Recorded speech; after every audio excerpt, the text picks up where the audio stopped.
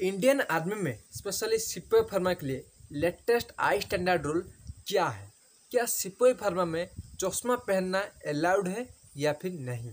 आखिरकार सिपाही फार्मा में ऐसी क्या क्या कंडीशन है जिससे सिपाही फार्मा में चश्मा पहनकर भी जॉब पा सकते हैं? सिपाही फार्मा में विजन टेस्ट कितने टाइप्स का होता है?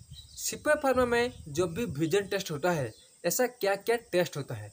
क्या सिपाही फार्मा का जो विजन टेस्ट स्टैंडर्ड होता है इंडियन आर्मी का जो कि अलग कैटेगरी है, army technical, army NA, army GD, army tradesman, सभी का सेम लेवल है या फिर सिपाही फार्मा का अलग है? अगर कुछ अलग है तो वो क्या है? क्या कोई ऐसा ऑथेंटिक नेचुरल तरीका है जिसे यूज करके सिपाही फार्मा में जानने से पहले विजन स्टैंडर्ड इम्प्रूव कर सकते हैं? अगर कोई सीक्रेट स्ट्रैटेजी है तो वो क्या है? क्या सिपाही फार्मा से जानने से पहले ऑपरेशन की जरूरी है या फिर नहीं?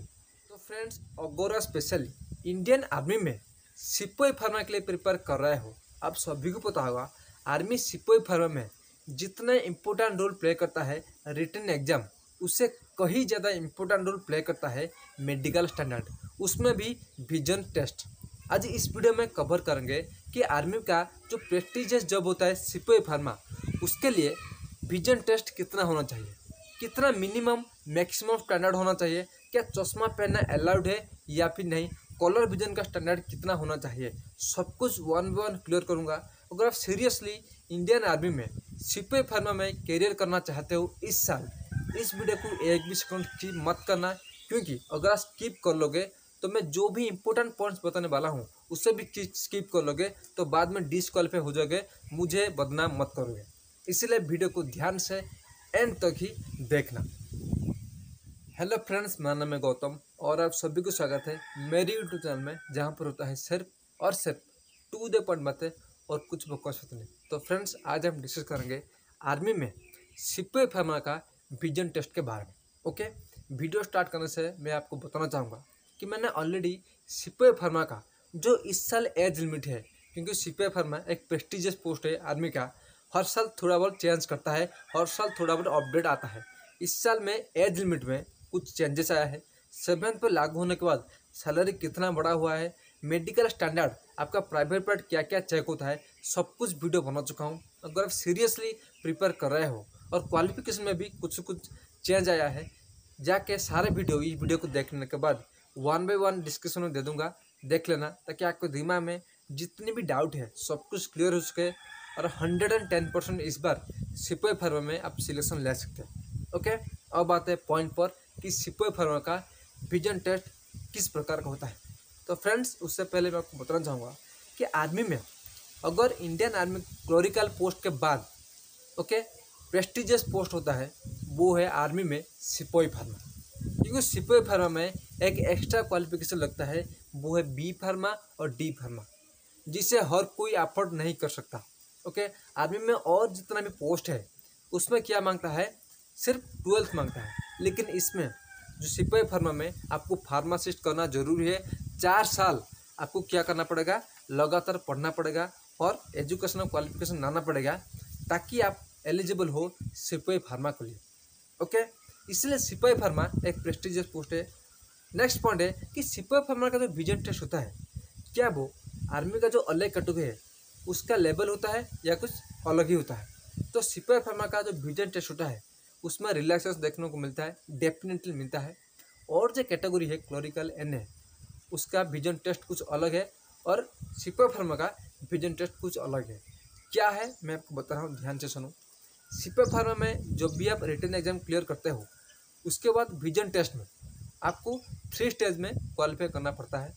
फर्स्ट है मायोपिया, सेकंड है हाइपरमेट्रोपिया, थर्ड है कलर विजन। सब कुछ डिस्कस कर रहा हूँ, ध्यान से सुनो। मायोपिया क्या होता है? ओके, मायोपिया में आपको दूर की चीज़ अच्छे से नहीं दिखता, ओके, जिसे कहते हैं डिस्टेंस विजन। आपको पास चीज़ अच्छे से पढ़ पाते हो लेकिन दूर चीज़ अच्छे से नहीं दिखता। ओके, उसी तरह हाइपरमेट्रोपिया में आपको पास की चीज़ अच्छे से नहीं दिखता है लेकिन दूर की चीज़ अच्छे से दिखता है। और कलर विजन में आपको कलर पहचानने में प्रॉब्लम होता है। इस 3 स्टेप को आपको क्लियर करना पड़ेगा जब आप सिपाही फार्मा में जाओ। ओके, नेक्स्ट पॉइंट, ये टेस्ट कैसे होता है। आपको क्या क्या आता है, ये देखो एक कार्ड, ओके, इस तरह का एक कार्डबोर्ड, दूर में एक आर्मी ऑफिसर लगभग 20 सेंटीमीटर दूर से आपको पकड़ कर पढ़ने के लिए बोला जाएगा। आपको इस तरह आंखों बंद करके बोला जाएगा कि ये पढ़ो। अगर आप ये 6 लाइन प्लीज़ अच्छे से देखो, अच्छे से पढ़ देते हो, 110% आपका सिपाही फार्मा हो जाएगा, कोई ज़रूरत नहीं डरने की। लेकिन अगर आप अच्छे से पढ़ नहीं पाते हो, आपको तभी ट्रबल है। ओके, सेकंड है, आपको कटिंग न्यूज़पेपर ले आता है और आपको पढ़ने के लिए बुलाता है कि आप पढ़ो, लाइन बाय लाइन पढ़ो। अगर आप अच्छे से नहीं पढ़ पाते हो, वहीं पे आपको माइनस पॉइंट दिया जाएगा।